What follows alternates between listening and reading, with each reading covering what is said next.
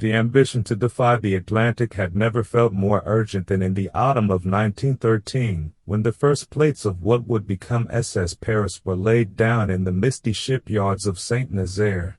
France, still smarting from the Lusitania's effortless dominance and the Kaiser's fast new liners, dreamed of reclaiming the crown of transatlantic travel.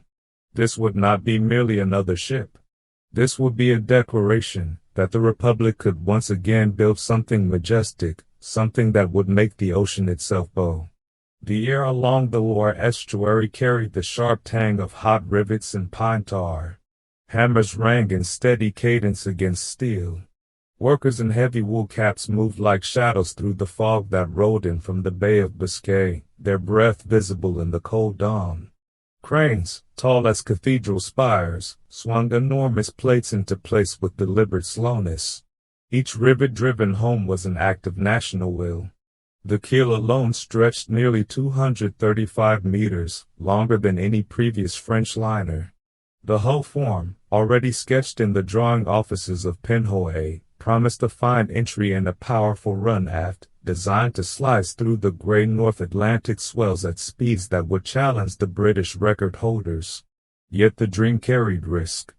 Building such a giant demanded unprecedented investment. The Compagnie Générale Transatlantique had persuaded the French government to guarantee loans and offer mail subsidies, arguing that prestige on the ocean was as vital as prestige on land. Engineers knew the mathematics were unforgiving. Displacement would exceed 34,000 tons, the machinery would need to deliver more than 45,000 shaft horsepower, and the ship would carry over 2,000 souls across waters that had claimed many before her. Every calculation on paper was a gamble against the season difference. In the cafes of Paris, the project was already spoken of in reverent tones. La Paris, they called her, even before the first plate was bent. To the bourgeoisie and the aristocracy, she represented a return to French grandeur after the humiliations of the Franco-Prussian War and the lingering shadow of the Titanic. To the émigrés who still dreamed of America, she promised a dignified passage, no longer the cramped steerage of the past, but a floating extension of the boulevards they were leaving behind. A young engineer's wife, writing to her mother in 1914, captured the mood perfectly. They say she will be more beautiful than Versailles itself. I believe it, because France needs beauty now more than ever. The technical foundation was ambitious. Parsons turbines would drive 4 screws, a configuration chosen for both power and redundancy. Oil had been considered, but in 1913 coal remained king. The bunkers would be vast, the stokers lives hard. Yet the designers had already envisioned conversion. The hull plating was thicker than necessary, the framing deeper, as though the builders sensed that war, and the shortages it would bring, might force later reinvention. Even in those early months, the aesthetic promise was clear. The 3 towering funnels, raked at a rakish angle, would give her silhouette unmistakable elegance. The sheer line would rise gently toward the bow, the counter stern would sweep back with classical grace. She was intended to look like a ship that belonged to the 20th century, yet still carried the memory of the Sun King's court. The whistles of departing freighters echoed across the basin. The tide rose and fell, lifting the growing skeleton inch by inch. And somewhere in the clamor of steel and the smell of wet oak, a quiet certainty took root. When she finally sailed, the Atlantic would remember her name. The technical gamble of the new hull became starkly evident in the winter of 1919, when work finally resumed on the half-finished giant moored in Quiberon Bay. France had emerged from 4 years of war battered, her industry strained, yet the Compagnie Générale Transatlantique refused to abandon the vision. The incomplete hull, already a symbol of national resilience, demanded reinvention, stronger, more efficient, ready to carry the weight of post-war prestige across the unforgiving Atlantic. Salt spray stung the faces of returning workers as they climbed the towering scaffolding. The Loire estuary smelled of diesel and fresh-cut steel. Cranes groaned overhead, swinging plates into position with painstaking care.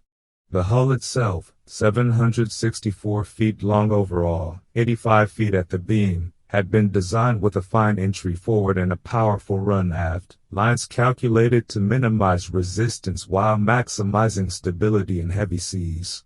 Displacement reached nearly 36,700 metric tons at 31 feet draft, a formidable mass that required every ounce of engineering precision. Rivets, thousands upon thousands, were driven home by pneumatic hammers whose rhythmic thud echoed like distant artillery. The framing ran deep, the plating thicker than on many contemporaries, a quiet acknowledgement that the North Atlantic would test her limits. The propulsion system represented the true gamble.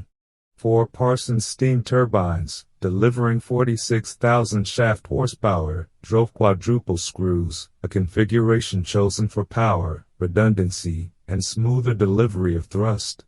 High-pressure and intermediate-pressure turbines sat outboard in separate compartments, while the 2 low-pressure elements shared the vast central engine room amidships.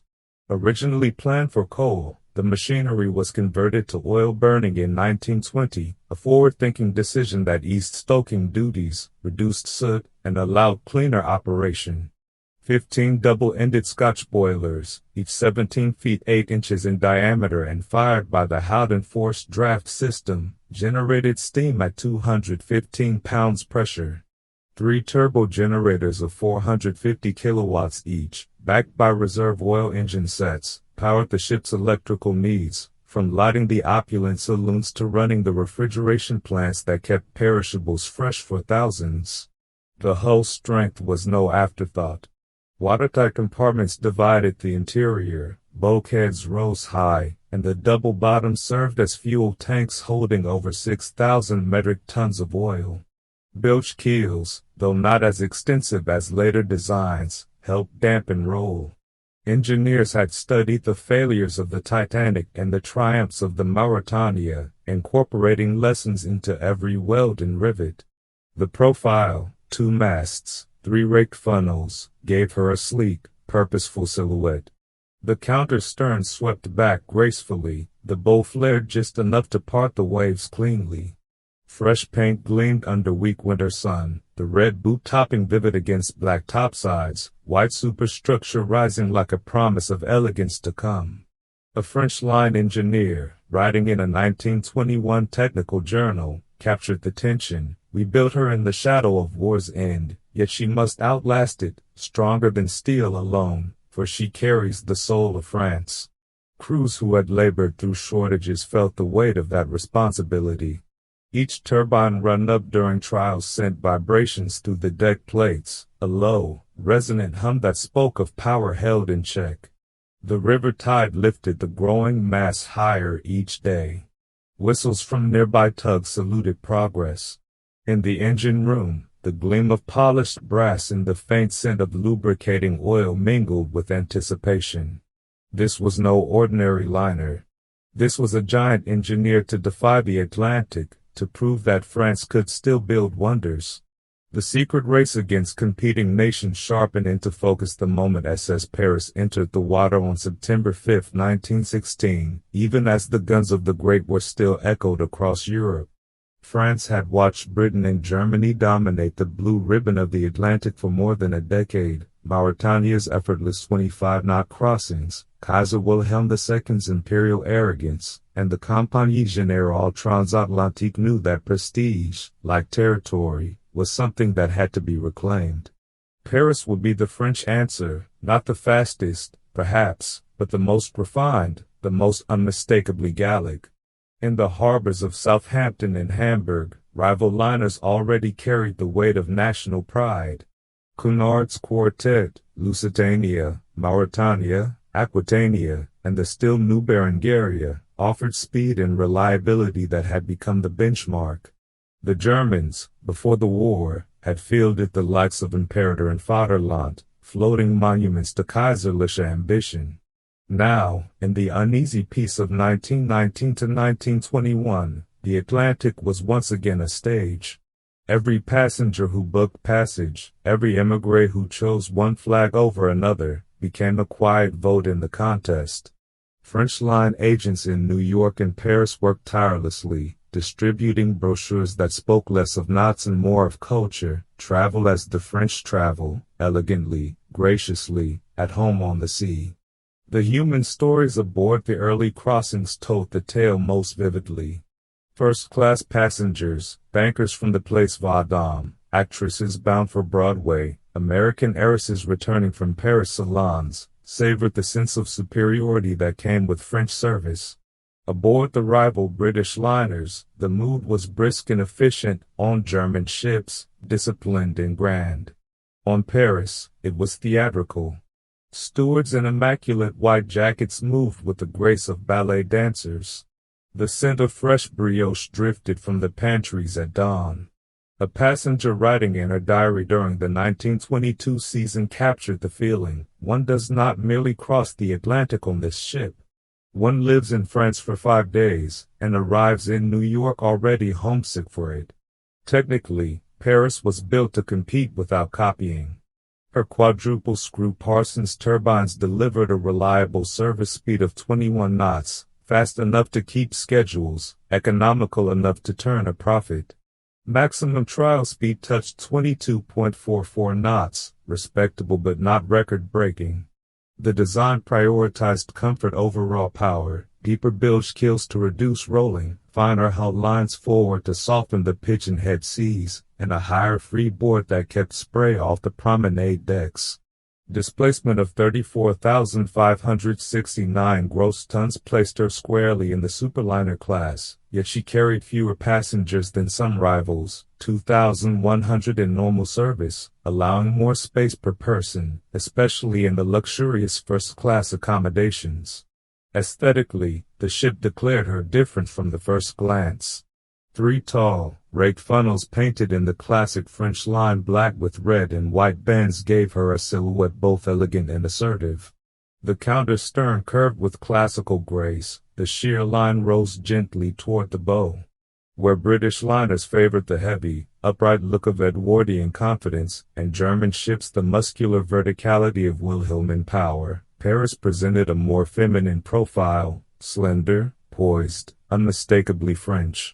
Even the placement of lifeboats, clustered amidships rather than stacked high, preserved the clean sweep of the deck lines. In New York, when she first docked at her pier in June 1921, the crowds on the waterfront noticed. Tugs saluted with long blasts. The harbor pilot, stepping aboard, reportedly murmured, "She's got style, this one." And style, in the interwar Atlantic, was a currency as valuable as speed. The rivalry was never declared openly. It lived in the booking ledgers, in the newspaper columns comparing crossing times, in the quiet satisfaction of passengers who chose Paris over Mauritania or Olympic. France had entered the race, and the ocean would decide the winner. The hidden innovations in the engine room emerged most clearly during the long months of post-war reconstruction, when the half-completed Paris lay moored in the Penhoe Basin like a sleeping leviathan. The war had interrupted everything, steel supplies, skilled labor, even the vision itself, but in 1919 and 1920 the shipyard became a place of quiet revolution. French engineers, many of them veterans still wearing the ghosts of trenches in their eyes, returned to finish what they had begun. What they achieved there, beneath the vast steel deckhead, would set Paris apart as much as her salons ever could. The engine room itself was a cathedral of machinery. 4 great Parsons turbines, high pressure and intermediate outboard, low pressure in the center, stood in gleaming alignment, their casings painted cream and polished brass. Each turbine weighed more than 100 tons, together they promised 46,000 shaft horsepower. The conversion to oil firing, completed in 1920, represented one of the boldest decisions. 15 double-ended Scotch boilers, each 17 feet 8 inches in diameter, now burned heavy fuel oil instead of coal. This single change eliminated the back-breaking labor of coaling, reduced soot that once blackened every surface, and allowed far cleaner combustion. Forced draft fans, driven by electric motors, pushed air through the furnace grates with a steady, low roar. The smell of oil replaced the acrid coal dust of earlier liners, the heat was more controlled, the stokers' faces less blackened. Electrical systems, too, were advanced for the time. 3 turbo generators, each producing 450 kilowatts, provided main power, with 2 oil engine reserve sets for emergencies.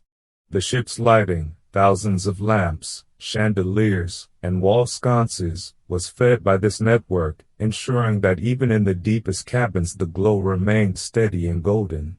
Refrigeration plants, powered by the same current, kept the galleys stocked with fresh produce and meats for crossings that could last 6 days.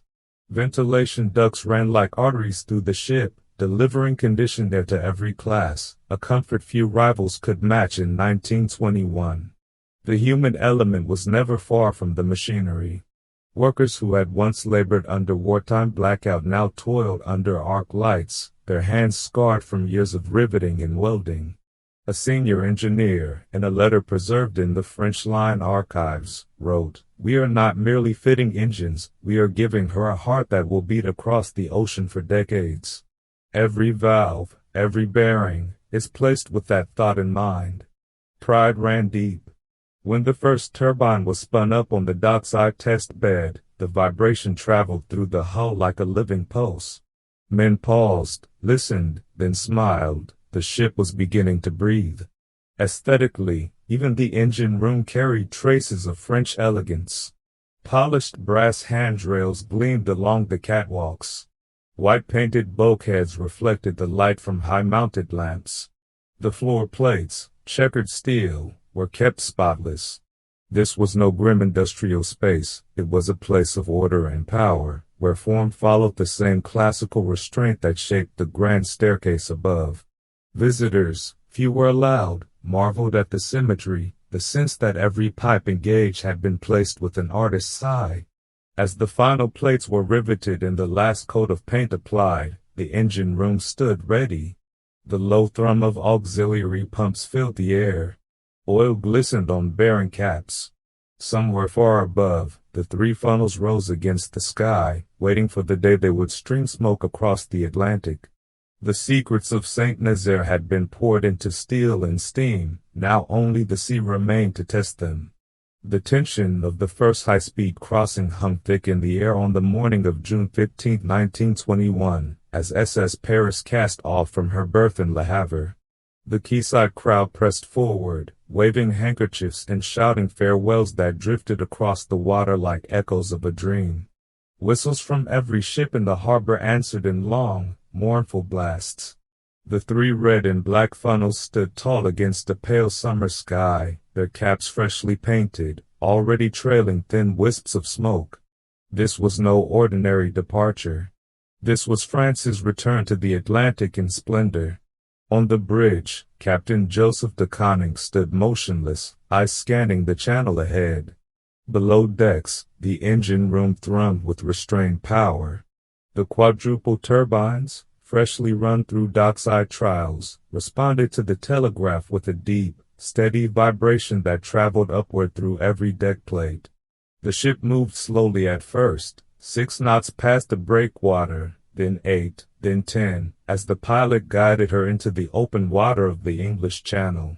Passengers lined the promenade decks, coats buttoned against the fresh breeze, watching the French coast slip away. The scent of salt mixed with the faint aroma of hot oil from the ventilators. Someone opened a bottle of champagne on the boat deck, the pop was swallowed by the wind. Among the notables aboard was Marshal Ferdinand Foch himself, the victor of the Marne, traveling as a guest of honor.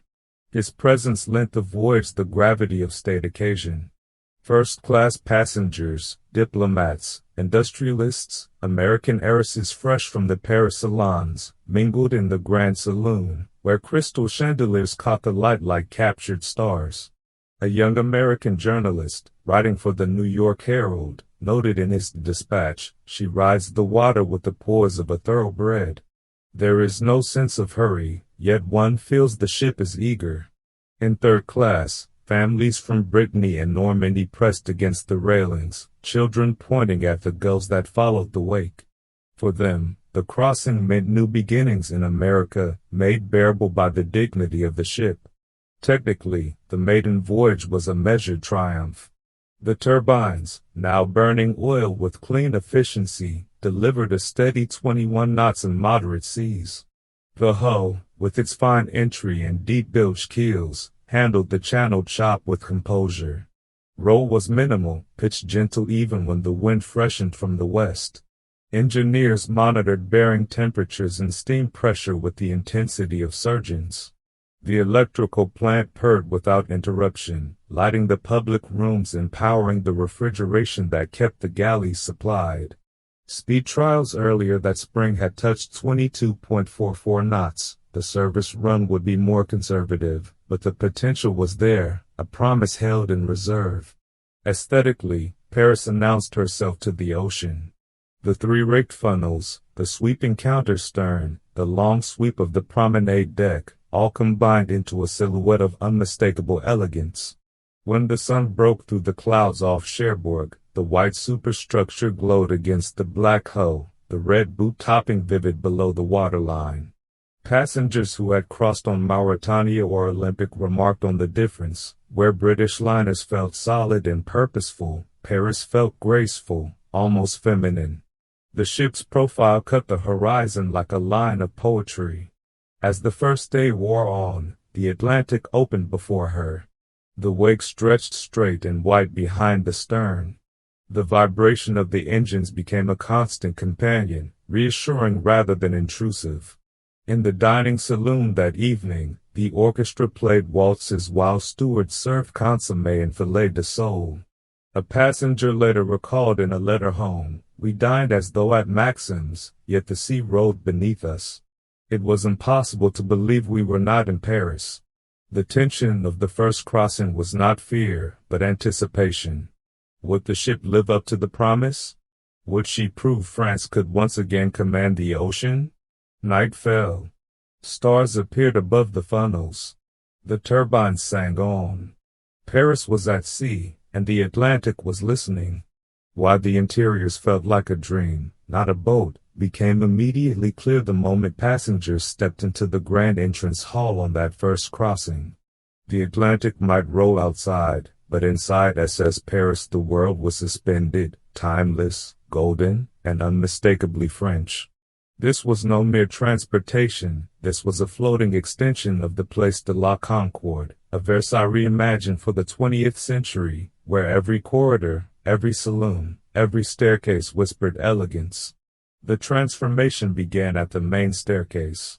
A sweeping double flight of marble steps rose through 3 decks, flanked by wrought iron railings and sinuous Art Nouveau curves that were already giving way to the bolder geometry of emerging deco.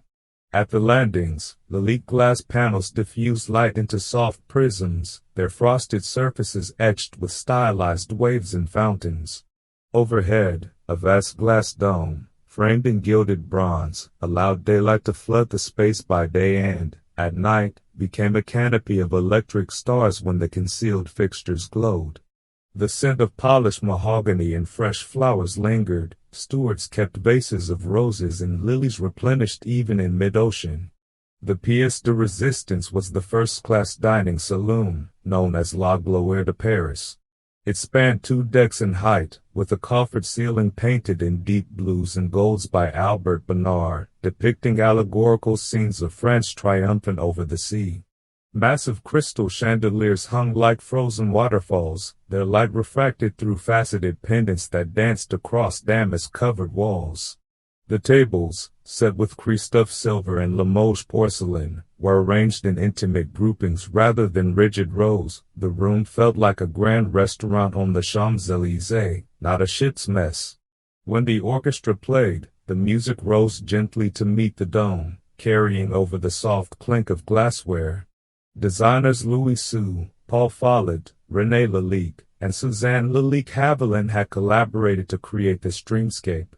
The library, paneled in rare woods with inlaid marquetry, offered leather-bound volumes and deep armchairs beneath silk-shaded lamps. The smoking room evoked a gentleman's club on the Ile Saint-Louis, with deep club chairs, Persian rugs, and walls clad in embossed leather. Even the smaller spaces, the writing room, the children's playroom, received the same attention: delicate marquetry, silk draperies, bronze fixtures shaped like stylized lotus or fountains. Materials spoke of luxury: teak, sycamore, walnut, all hand-rubbed to a satin glow, silk upholstery in jewel tones, bronze and ivory inlays that caught the light like jewelry. Passengers felt the shift the moment they crossed the threshold.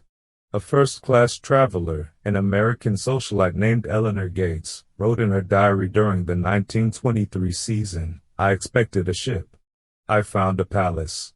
The moment the door closed behind me, the ocean disappeared.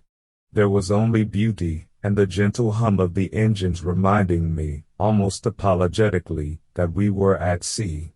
That hum, the low, constant vibration of the turbines, was the only concession to reality. It traveled through the thick carpets as a soothing pulse, never intrusive, never threatening.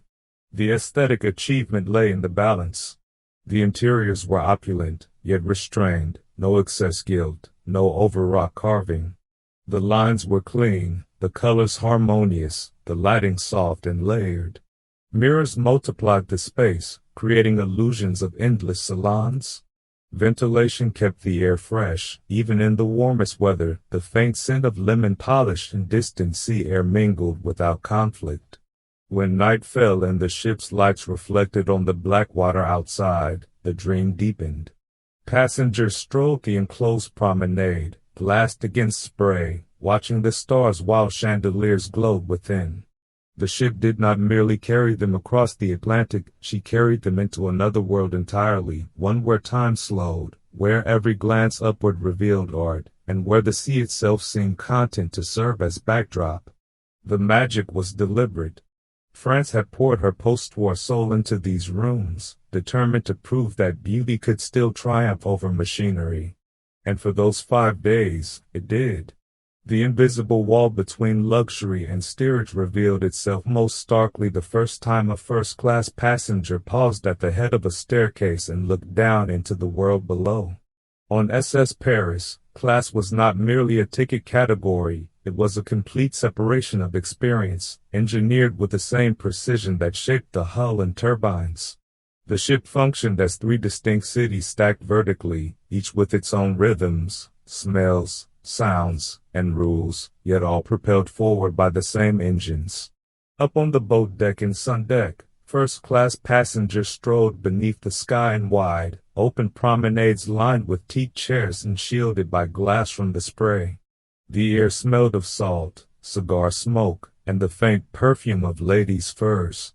Stewards in crisp uniforms glided past with silver trays, offering bouillon at 11, cocktails at noon.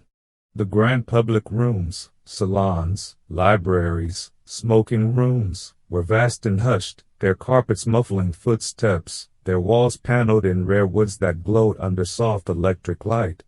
Elevators, paneled in bronze and silk, whisked passengers between decks without effort. Even the cabins were palaces, beds with silk counterpanes, wardrobes of polished mahogany, private bathrooms with hot and cold running water, a rarity even in many Paris hotels of the 1920s. Midway down the ship, second class enjoyed a more modest version of the same elegance. The dining saloon was bright and airy, the furniture solid rather than ornate. Promenade decks were narrower but still open to the sky. The ventilation system, shared with first class, kept the air fresh. The food was well prepared, if less elaborate. Passengers here, businessmen, academics, minor nobility, moved in a quieter orbit, aware of the splendor above yet content with their own comfortable sphere. Below the waterline and forward, third class lived in a different reality. Cabins were small, often shared by 4 or 6, with bunk beds of painted iron and linoleum floors.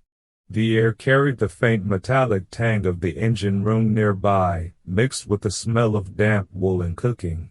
Communal washrooms served dozens. The dining spaces were plain mess halls with long tables and benches. Yet even here, the French line insisted on dignity, white tablecloths, real china, stewards who addressed passengers as monsieur and madame. The third-class smoking room had a small bar, and a modest music room hosted accordion players and impromptu dances. Children ran the corridors, their laughter echoing off steel bulkheads. The engineering that maintained this separation was meticulous. Separate staircases and elevator banks prevented accidental mingling. Ventilation trunks were zoned so that odors and temperatures never crossed boundaries. Galleys were stacked vertically, first-class kitchens on upper decks with their own pantries, third-class below with simpler equipment, yet all fed from the same vast storerooms. The ship's stability, enhanced by the deep bilge keels and careful weight distribution, ensured that even in heavy weather the motion felt different above and below, gentle in the grand saloon, more pronounced in steerage. A third-class passenger from Poland, writing to family in 1924, described the divide with quiet acceptance. Upstairs they have chandeliers and orchestras. Down here we have the engine's heartbeat and the smell of bread baking. But we are all going to the same America, and the ship treats us like people, not cargo. That heartbeat, the steady thrum of the turbines, united them all. It vibrated through every deck, a constant reminder that the social order, however rigid, rested on the same steel and steam. The wall was invisible, yet absolute. A first-class lady might never see the children playing tag in third-class corridors. A steerage father might never glimpse the crystal chandelier that lit the grand staircase. Yet when the ship rode in a North Atlantic swell, everyone felt it together, the same ocean, the same engines, the same fragile line between comfort and the deep. In that quiet division lay the true machinery of the floating city, hierarchy preserved, dignity extended, and the promise of arrival held out to all.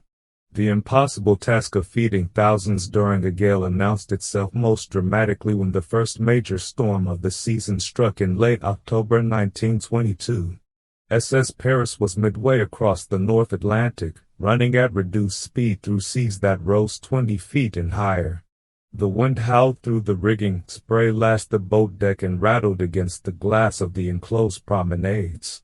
Yet inside, the galleys never stopped. The ship's population, more than 2,000 passengers plus 600 crew, still expected breakfast, luncheon, dinner, midnight supper, and the endless stream of bouillon, tea, and pastries that marked a French line crossing. Feeding this floating city in a tempest was a feat of organization as precise as any military operation. The galleys themselves were engineering marvels stacked across several decks. The main first-class kitchen occupied a large space aft on C deck, with separate pantries serving the grand dining saloon directly above. Stainless steel counters gleamed under bright electric lights, ranges burned with clean oil flames that never guttered even when the ship rolled 30 degrees. Refrigeration plants, among the most advanced afloat, kept meat lockers at near freezing and dairy at perfect chill. Vast storerooms forward held thousands of pounds of provisions, sides of beef, whole lambs, crates of vegetables, barrels of wine, sacks of flour. Every item had been inventoried, labeled, and stowed with care before departure from Le Havre. The chief steward's ledger, preserved in company archives, recorded the exact quantities: 12,000 eggs, 4,000 pounds of butter, 3,500 pounds of sugar, enough fresh bread to bake twice daily.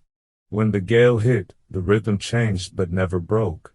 Chefs braced themselves against counters, pots were lashed to ranges, stewards carried trays with the practiced balance of tightrope walkers.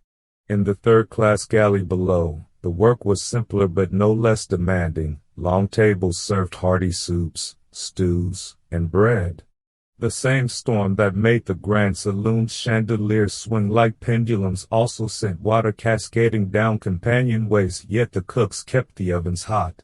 Ventilation trunks, zoned and baffled, prevented cooking odors from drifting into passenger spaces. Pumps cleared any flooding from the bilges. The ship's stability, thanks to the deep bilge keels and careful ballast, meant that even in heavy rolling, the galleys remained functional. Passengers felt the effort in subtle ways.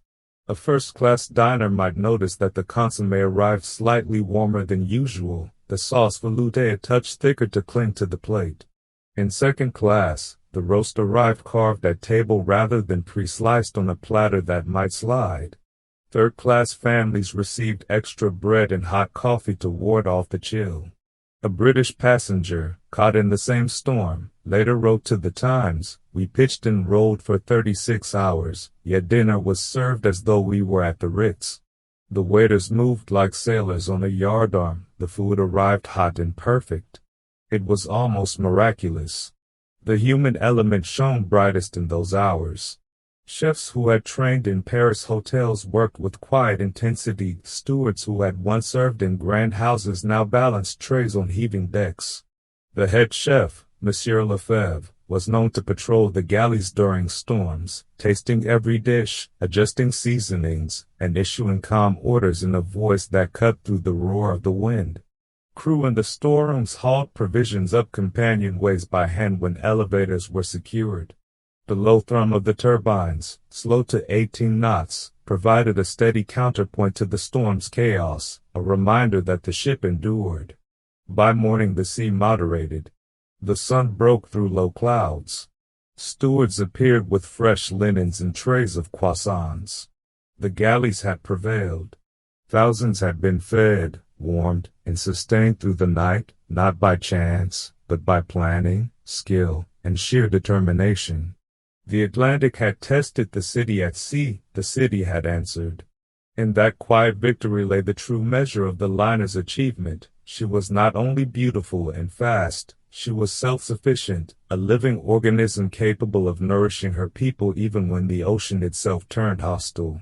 The celebrities who shaped the ship's mythos began to leave their mark almost from the first season, turning SS Paris into something more than a liner, a floating stage where glamour met the sea. In the winter of 1924, American actress Gloria Swanson stepped aboard for her return crossing from Europe, her presence announced by the flash of news photographers on the Le Havre quay. She was already a reigning queen of the silent screen, and her arrival transformed the grand staircase into a red carpet. Passengers whispered as she ascended the marble steps in a sable coat, the Lalique glass panels catching the light around her like a halo. For 5 days, the ship belonged to Hollywood as much as to France. Swanson was not alone. The interwar years brought a parade of notables, Maurice Chevalier, returning to Broadway with his trademark straw hat and cane, the dancer Josephine Baker, whose performances in the smoking room drew crowds even from second class, industrialists like Walter Chrysler, who held business meetings in the library while the Atlantic rode outside, European royalty in discreet exile, their titles unspoken but their retinues unmistakable. Each crossing added to the lore. Aboard Paris, fame was not hidden, it was displayed with the same effortless elegance as the chandeliers overhead. Stewards knew the names, the preferences, the favorite tables. A single rose appeared on Gloria Swanson's breakfast tray without request. Champagne waited chilled in the suite of the Maharaja of Kaportala. The human stories lingered long after the celebrities disembarked. A young cabin steward, later interviewed in a 1930s maritime magazine, remembered serving Douglas Fairbanks Sr. during a rough passage. He laughed at the storm, said it was nothing compared to the sets in Hollywood. But when the ship pitched, he gripped the table like the rest of us. Even stars filled the sea. These moments, brief, intimate, humanized the myth. The ship became a neutral ground where the famous could relax their masks, where a quiet conversation in the writing room might reveal more than any interview. Technically, the ship was engineered to make such journeys seamless. The quadruple turbines, running at a steady 21 knots, delivered a ride so smooth that passengers often remarked they forgot they were at sea. Stabilizers were rudimentary compared to later liners, yet the deep bilge keels and careful weight distribution kept rolling to a minimum. The electrical system powered discrete spotlights in the public rooms, allowing photographers to capture stars without harsh glare. Ventilation kept the air fresh even when the smoking room filled with cigar smoke and perfume. Every detail supported the illusion of effortless luxury, the gentle hum of the engines, the faint vibration underfoot, all blended into a background that never intruded on conversation or performance. Aesthetically, the grand public spaces became perfect frames for celebrity. The sweeping staircase, with its bronze railings and glowing dome, turned every entrance into an event. The grand saloon's double-height ceiling and crystal chandeliers provided dramatic backdrops for evening gowns and dinner jackets. The enclosed promenade, glassed against the wind, offered long vistas where stars could be seen strolling alone or arm-in-arm, silhouetted against the gray Atlantic. Even the ghostly halls, empty corridors late at night, when most passengers slept, held a certain romance. A faint glow from wall sconces illuminated the polished wood, the ship's breathing, the soft creak of joinery, the distant throb of machinery, gave the empty spaces a living presence. Those halls, now etched with memory, carried echoes long after the famous departed. A passenger walking them at 3 in the morning might pause, hearing the faint laughter of a party ended hours before, or the rustle of silk from a gown that had passed that way. The ship remembered. She carried the perfume of Chanel No. 5, the scent of Cuban tobacco, the lingering warmth of champagne flutes set down on marble. In those quiet moments, Paris was more than steel and steam. She was a repository of glamour, a floating gallery of the interwar age. The myth grew with every crossing. Newspapers ran photographs of arrivals in New York, Swanson waving from the gangway, Chevalier tipping his hat to the crowd. The ship's name appeared beside theirs in headlines. Yet the true legacy was quieter, the way the ship allowed the famous to be human, the way the halls remembered their footsteps, and the way, even now, those ghostly corridors still seemed to hold the echo of laughter across the water.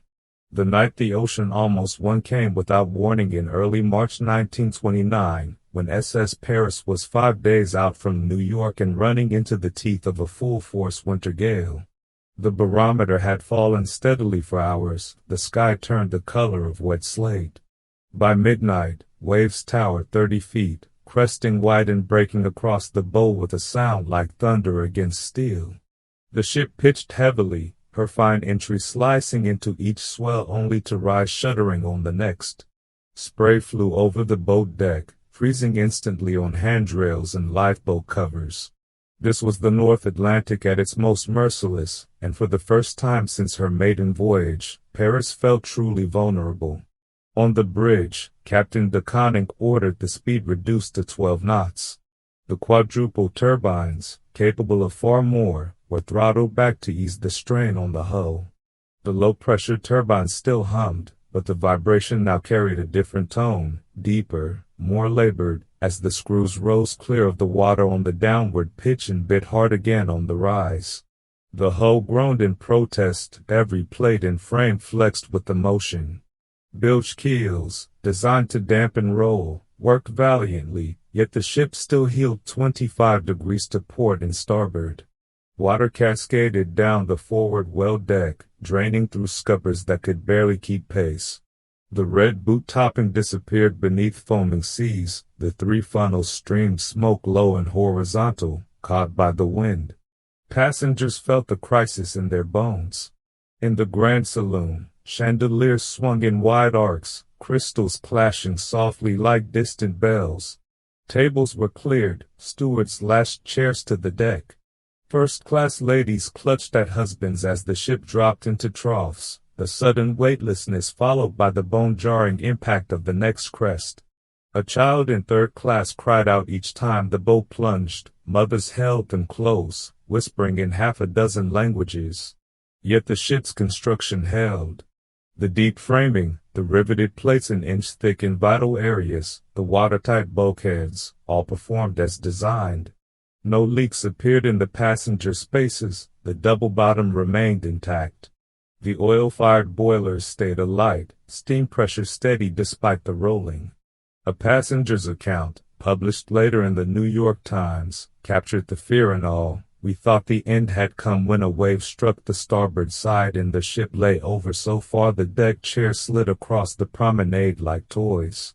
Yet she righted herself, slowly, stubbornly, as though the very soul of France refused to yield. Through it all, The orchestra played on, valiantly, foolishly, until the conductor finally gave up and the music stopped. The human element shone in the quiet courage below decks. Engineers remained at their stations in the engine room, braced against bulkheads, monitoring bearings that grew warm from the constant pounding. Stokers adjusted oil feeds by feel in the dim red glow of the boiler fronts. Stewards moved through corridors with ropes around their waists, delivering tea and blankets to cabins where passengers huddled under blankets. In steerage, families sang hymns to steady their nerves. The low thrum of the turbines answered like a promise. Aesthetically, even in fury, the ship retained dignity. The sleek counter-stern rose from each trough with classical grace. The raked funnels, now streaming black smoke, cut sharp silhouettes against the storm-lit sky. Teak decks, slick with salt and ice, gleamed under the navigation lights. The profile that had once seemed delicate now revealed its strength, long, low, unyielding. By dawn the gale began to ease. The sky paled to gray. Waves still broke, but with less venom. The engines were rung up slowly, speed returned to 18 knots. Passengers emerged, pale and sleepless, to find the Atlantic calming, the ship steady once more. A steward brought hot coffee to the bridge. Captain DeConnick allowed himself a small nod of relief. The ocean had tested Paris to the limit and found her equal. She had not broken. She had not faltered.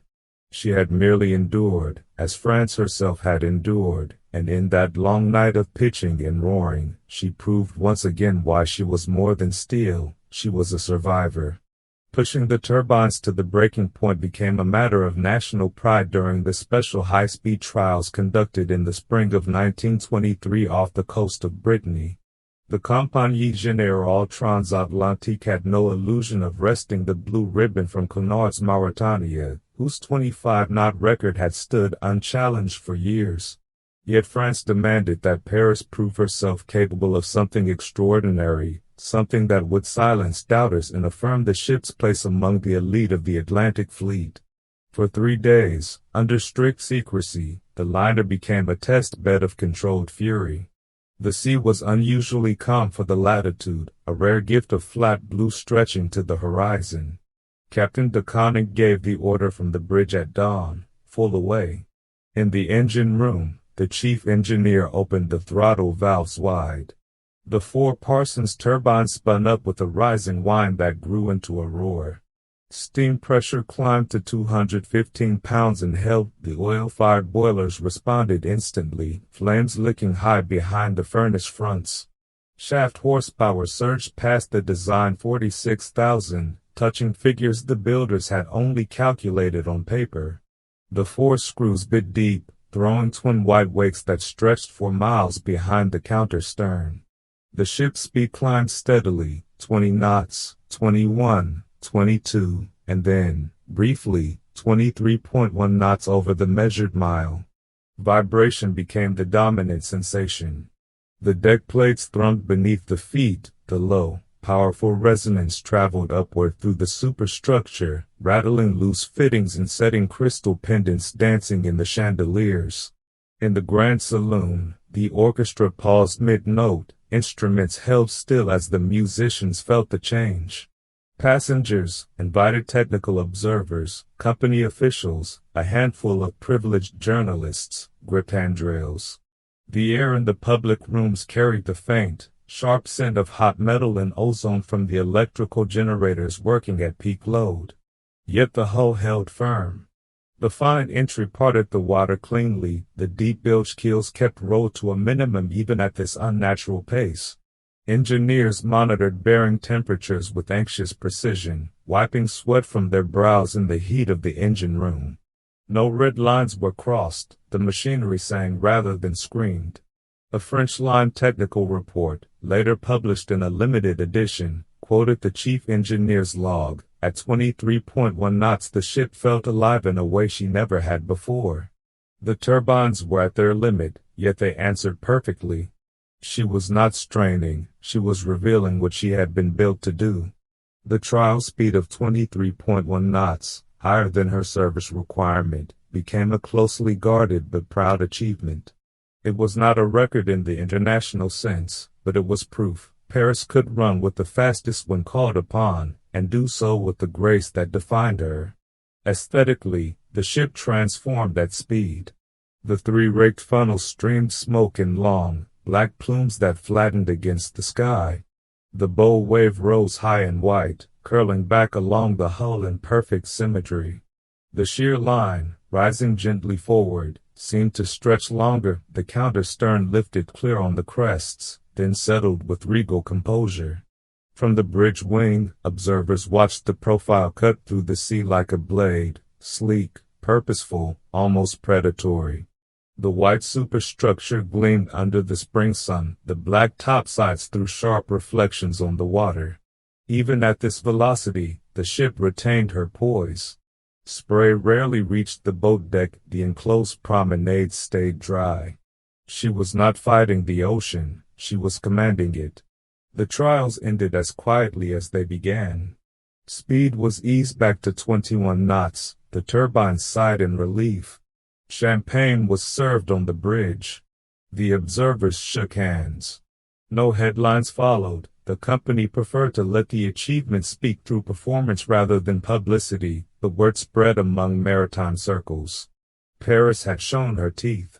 The record run was brief, a moment of unleashed potential before the ship returned to her elegant, reliable service. Yet those hours off Brittany lingered in memory. The turbines had been pushed to the edge and had answered. The hull had carried the strain without complaint. And the Atlantic, for once, had been forced to keep pace with the French dream. The day the luxury ended and the camouflage began arrived quietly on September 1, 1939, when news of the German invasion of Poland crackled over the ship's wireless in the middle of the North Atlantic. SS Paris was 4 days out from Le Havre on what would prove to be one of her last peacetime crossings. The orchestra had been playing in the Grand Saloon that evening. Passengers still lingered over coffee and cognac. Then the captain's voice came over the speakers, calm and measured, announcing the outbreak of war in Europe. The music stopped. Glasses were set down. Faces turned pale under the soft glow of the chandeliers. Within hours, the ship's profile would change forever. The transformation was swift and deliberate. Upon arrival in New York, the French line ordered all non-essential lighting extinguished that night. The three towering funnels, once proud in black with red and white bands, were painted matte gray to blend with the sea and sky. The gleaming white superstructure dulled under coats of neutral paint. Even the red boot topping vanished beneath a somber coat of black. Lifeboats were swung out and covered, blackout curtains hung over every porthole and window. The grand public rooms, once alive with laughter and music, became subdued. Chandeliers were dimmed or covered, the orchestra played only soft, unobtrusive melodies. The ship, so recently a floating palace, now wore the muted colors of caution. The human toll was immediate. Many French crew members received urgent cables from home. Some requested leave to return and enlist, others stayed aboard, duty-bound. Passengers, especially those of German or Italian origin, found themselves under quiet scrutiny. The invisible social machinery that had once separated classes now adapted to wartime realities. First-class suites were offered to diplomats and government officials, second-class cabins housed families fleeing Europe, third-class spaces filled with refugees clutching small bundles. A passenger diary from that final peacetime season, later quoted in a post-war memoir, read, "We left Le Havre in evening gowns and returned to a world of gray paint and whispered conversations." The ship still smelled of polish and flowers, but the air tasted different, sharper, heavier. Technically, the changes were pragmatic. The oil-fired boilers continued to burn cleanly, but fuel rationing began almost at once. Speed was reduced to conserve bunkers. The turbines ran at lower revolutions, their once powerful hum now a subdued murmur.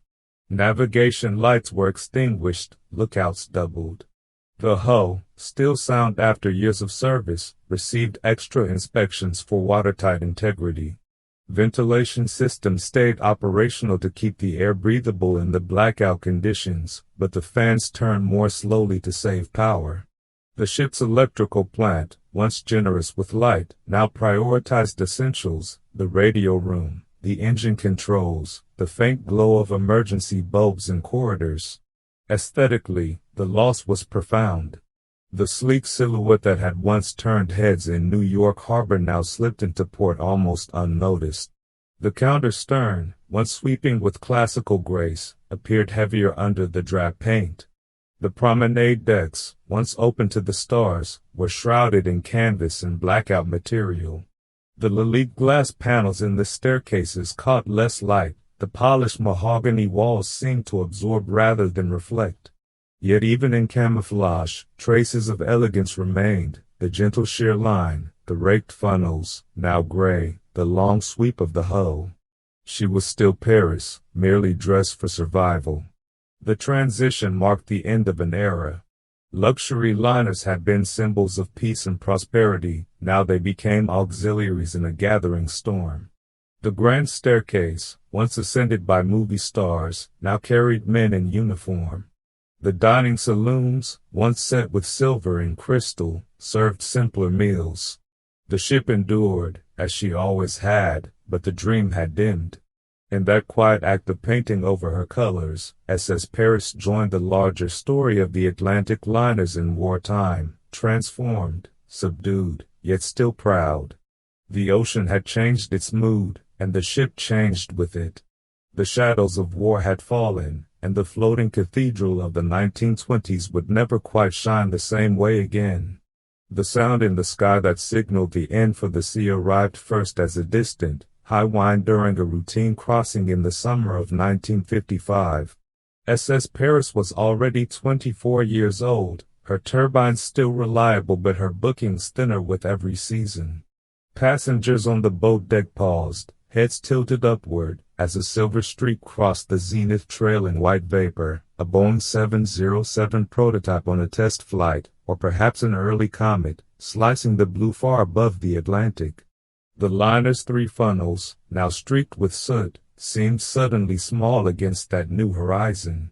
The age of the ocean greyhound was closing, the jet age had begun to whisper its arrival. The threat was not immediate but relentless. Transatlantic air travel had been experimental after the war. Propeller-driven Constellations and Stratocruisers still took 12 hours or more, with refueling stops, but the jets changed everything. By the late 1950s, the Boeing 707 and Douglas DC-8 promised New York to London in under 7 hours, nonstop, at fares that would soon rival first-class steamer tickets. The Compagnie Générale Transatlantique watched the numbers with growing unease. Passenger manifests that once listed film stars and diplomats now showed more empty cabins. The immigrant trade had all but vanished to cheaper airfares. The grand dining saloon, once packed for every sitting, began to seat guests at half capacity. The orchestra played to half-empty tables, the chandeliers cast light on vacant chairs. The human element carried the deepest ache. Veteran stewards who had served since the maiden voyage now spoke in low voices of retirement. A chief steward, quoted in a 1958 French line internal memo, said simply, "They used to come aboard to live for 5 days. Now they want to arrive in 5 hours."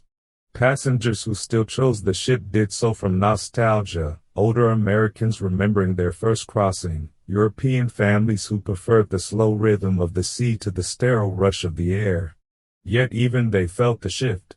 Aboard Paris, the promenade deck seemed quieter, the faint vibration of the turbines, once reassuring, now sounded like a clock ticking down. Technically, the liner had become a relic of another era. The quadruple turbines, though meticulously maintained, consumed fuel that jets burned far more efficiently per passenger mile. The hull, still sound, required dry docking more frequently to keep pace with newer safety regulations. Speed remained a steady 21 knots, respectable, but but irrelevant when aircraft crossed the ocean at 500 miles per hour. The electrical systems, advanced in 1921, now lagged behind the pressurized cabins and climate control of jetliners. The ship could still cross in 5 days, but the world had decided 5 days was too long. Aesthetically, the once dazzling interiors began to show their age. The Lalique glass panels still caught the light, but the glow seemed softer, more nostalgic than luxurious. The grand staircase retained its marble sweep, yet the carpet underfoot was worn in places. The polished woods had darkened with decades of use. The 3 funnels, repainted after the war but never quite regaining their wartime brilliance, stood against the sky like monuments to a fading era. When the jet contrail appeared overhead, passengers glanced up, then back at the teak deck beneath their feet, as though measuring the distance between 2 worlds. The company tried to adapt. Menus were simplified, fares reduced, cruises offered to the Caribbean. Yet the decline was inexorable. The jet age did not arrive with a crash, it came with the soft roar of engines at 30,000 feet, with tickets sold in minutes rather than weeks, with the promise of speed that the sea could never match. That distant whine in the sky was the first note of the finale. Paris continued her crossings, still elegant, still proud, but the Atlantic had grown smaller. The liners that had ruled it for half a century now sailed in the shadow of something faster, something that did not roll with the swells or pause to savor the sunset. The end was not yet written, but the handwriting was already in the vapor trails above. The emotional goodbye of the last crew became inevitable on the morning of April 18, 1939, when fire broke out in the bakery aboard SS Paris as she lay moored at her berth in Le Havre. The ship had been preparing for another crossing, the galleys were stocked, the engines warm, the stewards making final checks. Then smoke appeared, first thin, then thick and black, pouring from the forward galley vents.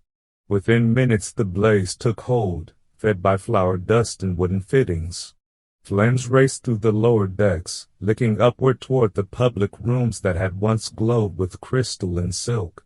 The floating cathedral was burning. The crew reacted with disciplined calm. Captain Pautheroux ordered the lines cast off so the ship could be towed into the outer harbor, away from the docks and other vessels. Tugs strained against the hull's lines, the great hull moved slowly, trailing smoke like a funeral pyre.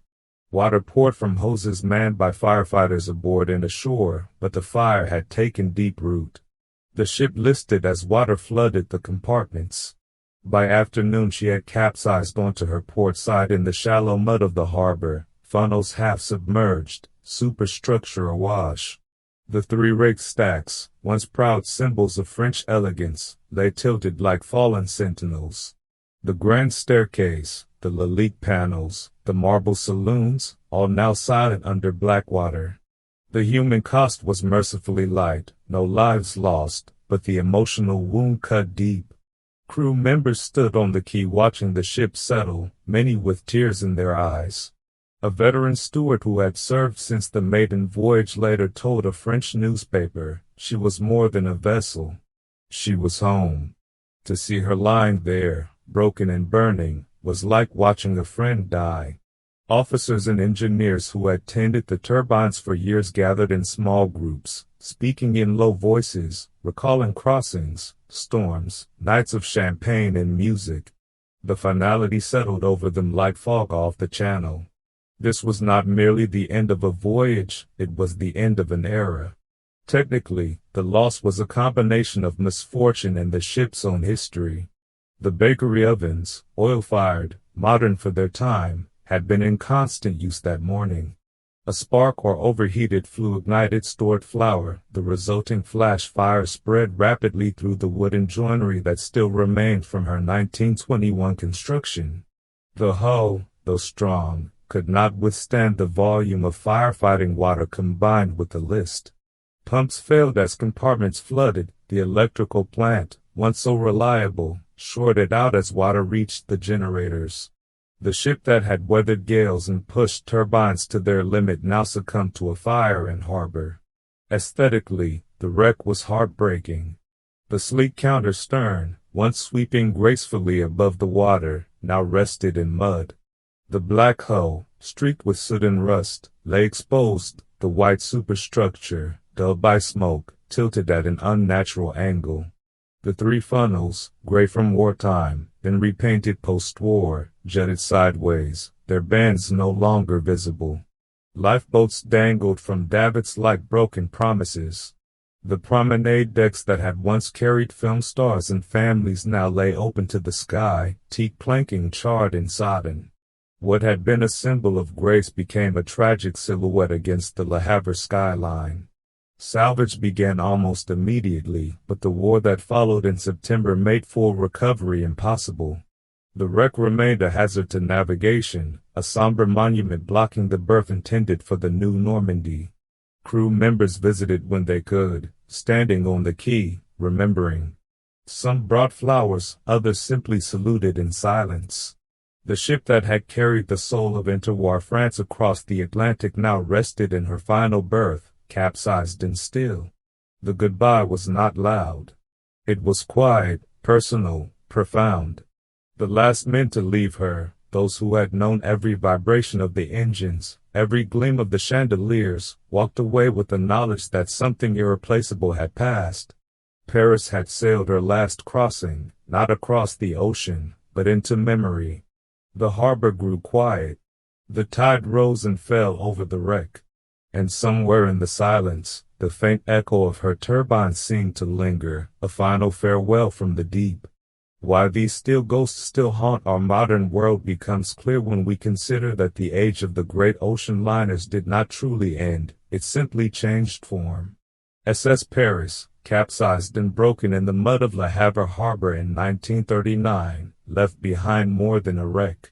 She left an imprint on the imagination, the idea that travel could be an art form, that 5 days on the Atlantic might hold more poetry than 5 hours in the sky. Today, when cruise ships the size of small cities glide past Caribbean islands or when super yachts cut through the Mediterranean, they carry echoes of what Paris first perfected, the dream of the sea as a stage for human grandeur. The physical legacy was brief but influential. Scrapping began in 1947, after the war's end allowed the harbor to be cleared. The hull was cut up piece by piece, the bronze fittings, the Lilith glass, the marble from the grand staircase, much of it vanished into post-war reconstruction. Yet fragments survive. A panel from the first-class smoking room found its way into a private collection in Paris. A section of teak decking was repurposed for a yacht club in Brittany.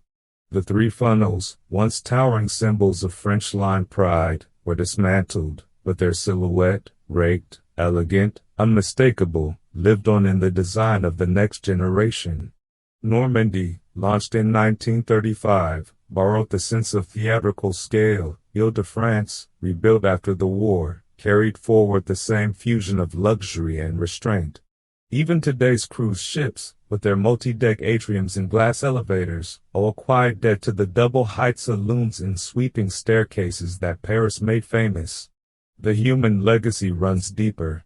Those who sailed on her, immigrants who arrived in New York with new lives, film stars who crossed in style, crew members who spent decades tending her engines, passed the stories down. Grandchildren still hear tales of the chandelier swinging in a gale, of midnight suppers served in evening dress, of the low thrum of the turbines that became the soundtrack of an entire era. Maritime historians speak of her as a bridge, the last great liner to blend the opulence of the Belle Epoque with the emerging sleekness of Art Deco, a ship that carried France's post-war pride across the ocean when the nation most needed to believe in itself again. Aesthetically, Paris remains a touchstone. Books on ocean liner design reproduce her profile in black and white photographs, the counter stern sweeping back, the three funnels raked at just the right angle, the long sheer line rising toward the bow. She is studied in design schools as an example of harmony between form and function, beauty that served a purpose, elegance that did not compromise strength. The interiors, though lost, are recreated in renderings and museum exhibits. The Grand Saloon with its painted dome, The library with its rare woods, the staircase that turned every entrance into theater. They remind us that luxury once meant intimacy rather than excess, that a ship could feel like home rather than a floating resort. The emotional resonance is perhaps the strongest inheritance. In an age of instant arrival, Paris represents the value of slowness. She reminds us that the journey itself can be the destination, that there is dignity in taking time, in savoring the sunset from a teak deck, and the quiet ceremony of dressing for dinner while the Atlantic rolls beneath. When modern travelers complain of the impersonality of air travel, they are, without knowing it, longing for something Paris once provided, the sense of occasion, the shared human experience of crossing an ocean together. The steel ghost haunts because she was more than machinery. She was a cultural artifact, a national statement, a floating dream that briefly made the impossible seem effortless. In museums, in books, in the memories of the very old and the stories of the young, SS Paris endures. She crossed the Atlantic for less than 2 decades, yet her wake still ripples through time. The ocean has claimed many ships, but it has never quite claimed her. In the quiet moments when we look out at the sea and wonder what it would be like to sail it slowly, deliberately, with style, she is there, answering.